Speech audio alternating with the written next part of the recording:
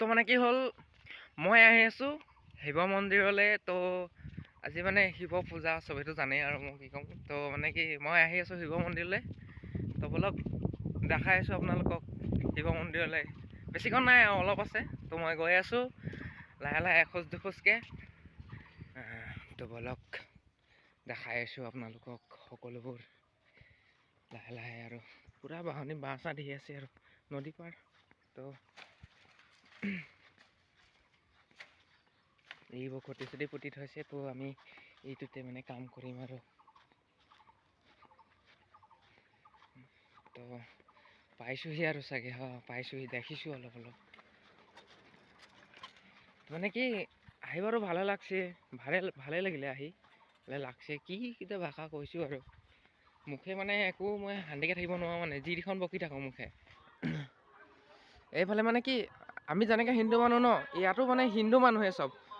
মেপত গৈ যদি চাৰ্চ কৰি দিয়ে তো আপোনালোকে এই জেগাডোখৰ দেখাই দিব। জেগাডোখৰ নামটো মই কৈ দিছোঁ বাৰু। তো কেৱলীয়া হাতী শিৱ মন্দিৰ যদি মাৰি দিয়ে নহয় আপোনালোকে তো দেখি যাব। চাই লওক কিদৰে পঢ়ি আছে। তো এয়াই হৈ গ'ল কেৱলীয়া হাতীৰ শিৱ মন্দিৰ। তাতে চাই লওক আৰম্ভ হৈ গ'ল নেগেৰা নাম।